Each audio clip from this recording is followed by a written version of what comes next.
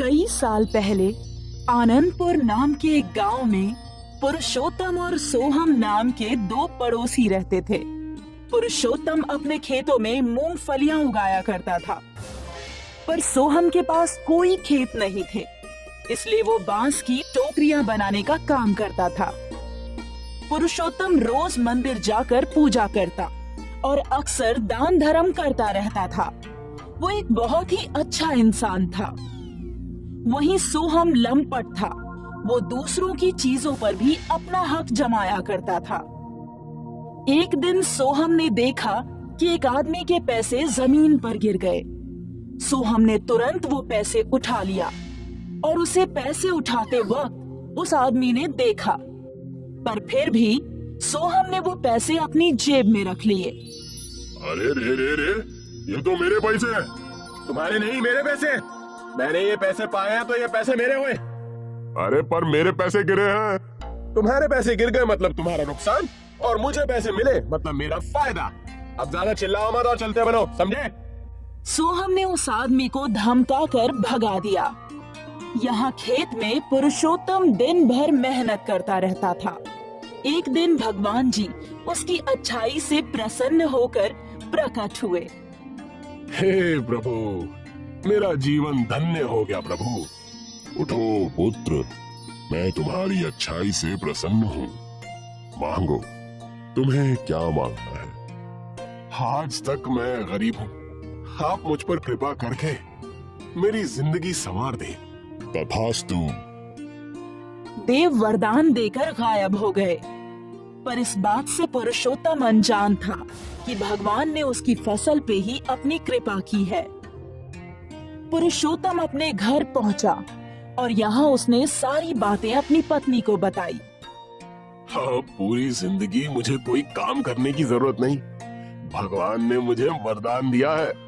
पर उनका वरदान किस रूप में आएगा वो तो पता नहीं, पर उस वरदान से हमारी जिंदगी संवर जाएगी। पुरुषोत्तम जागते हुए सपने देखने लगा कि उसे बहुत सारा धन मिल रहा है और वो अपनी सोच से खुश था। खैर, वो दिन बीत गया।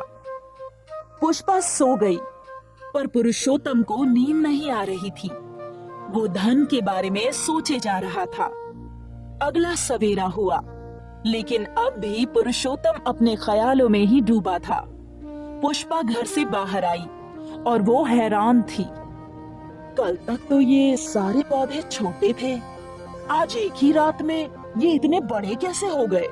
इन्हें देखकर तो लग रहा है कि इनकी कटाई का वक्त आ गया है। ओ जी, सुनिए। क्या बात है? ये मूंगफलियों की कटाई कर लीजिए। अरे भाग्यवान, अब मुझे काम करने की कोई जरूरत नहीं। भगवान खुद अपनी कृपा मुझ पर करेंगे। अरे उन्होंने वरदान दिया है। पुरुषोत्तम की ये बात सुनकर सोहम हंस रहा था। अरे, लेकिन अगर इन मूंगफलियों को नहीं काटा तो सारी खराब हो जाएंगी। अरे कुछ नहीं होगा। पुष्पा परेशान होकर अपने खेतों को देख ही रही थी कि तभी सोहम की पत्नी नलिनी उसके पास आई। दीदी, मैं कुछ ताजी मूंगफलियां ले लूं क्या? हाँ, ले लो। वैसे भी ज्यादा दिन खेत में रहेगी तो खराब ही हो जाएगी। नलिनी ने कुछ पौधे उखाड़े और मूंगफलियां तोड़ ली। ये मूंगफलियां लेकर नलिनी अपने घर गई। क्या जरूरत थी मूंगफलियां मांगकर लाने की? मुफ्त की है ना, चुपचाप बैठकर खाओ। नलिनी ने एक मूंगफली तोड़ी और उसके अंदर से एक सुनहरा दाना निकला। सुनहरी मूंगफली? सोहम ने जब वो मूंगफली का दाना देखा तो वो खुशी से चीख पड़ा। अरे बाप रे! अरे ये तो सोना है, खरा सोना! क्या? सोहम ने कई और मूंगफलियां तोड़ी, सब में सोने के दाने थे। सोहम समझ गया कि पूरे खेत में सोने की मूंगफलियां हैं और उसके कपटी दिमाग ने एक योजना बनाई। कुछ देर बाद सोहम और नलिनी पुरुषोत्तम के पास गए। भैया, मैं सोच रहा हूँ कि अगर आप मूंगफलियों की फसल नहीं काटने वाले तो मैं ही काट देता हूँ। फसल को काट कर मैं बाजार में बेच आऊंगा और आपको आपके पैसे दे दूंगा। क्यों? अरे वाह, मतलब सारी मेहनत तुम्हारी। हाँ भैया, वही तो कह रहा हूँ। आपको कुछ करने की जरूरत नहीं, हम दोनों मिलकर सारा काम कर लेंगे। ठीक है, काट लो। सोहम ने पुरुषोत्तम को कुछ पैसे दे दिए।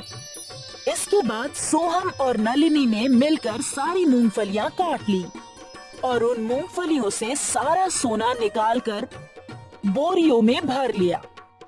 अरे वो बेवकूफ पुरुषोत्तम को जानता ही नहीं कि उसके खेतों में सोने की मूंगफलियां हैं। अब हम बहुत अमीर हो जाएंगे। अगर अगली बार भी सोने की मूंगफलियां होगी तो हम उन्हें बेवकूफ बनाकर मूंगफलियां ले लेंगे। कुछ ही दिनों में पुरुषोत्तम के खेतों में वापस मूंगफलियां उग गई और एक बार फिर सोहम और नलिनी मूंगफलियों के दाम देकर सारी मूंगफलियां खरीद ले गए। ये सिलसिला कई बार चलता रहा। सोहम और नलिनी दिन ब दिन अमीर होते जा रहे थे। वहीं पुरुषोत्तम परेशान था कि भगवान का वरदान खाली कैसे जा सकता है। हे भगवान, आप मेरे साथ ऐसा मजाक कैसे कर सकते हैं? भगवान प्रकट हुए। मैंने तुम्हारे साथ कोई मजाक नहीं किया। मैंने वरदान तुम्हारी फसल पर दिया था। तुम्हारे खेतों में उगने वाली सारी मूंगफलियां सोने की थी। तुम्हें बेवकूफ बनाकर तुम्हारा दुष्ट पड़ोसी सारी सोने की मूंगफलियां इकट्ठी कर रहा है। अरे उस लंपट की तो मैं अभी उसे मजा चखा कर आता हूँ। रुको, तुम्हें कहीं जाने की जरूरत नहीं। उस दुष्ट को तो मैं उसके कर्मों की सजा दूंगा। हाँ, लेकिन तुमने अपना वरदान खुद बर्बाद किया अपनी आलस की वजह से। भगवान मुझे एक और मौका दीजिए। ठीक है, लेकिन इस बार अपनी फसल खुद काटना। जी बिल्कुल, तुम्हारा कल्याण हो। भगवान गायब हो गए। यहाँ नलिनी ने अपने घर की अलमारी खोली और सारा सोना देखते ही देखते कीड़े मकोड़ों में बदल गया। हाँ? सारा घर कीड़ों से भर गया और नलिनी और सोहम दोनों कीड़ों से भागने लगे।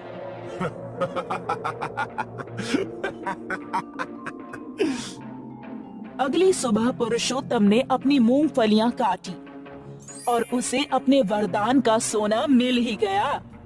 पुरुषोत्तम को एक बड़ी बात समझ आ गई, बिना मेहनत किए कुछ नहीं मिलता। सोहम को सबक भी मिल गया, जो उसका नहीं वो उसे कभी नहीं मिल सकता।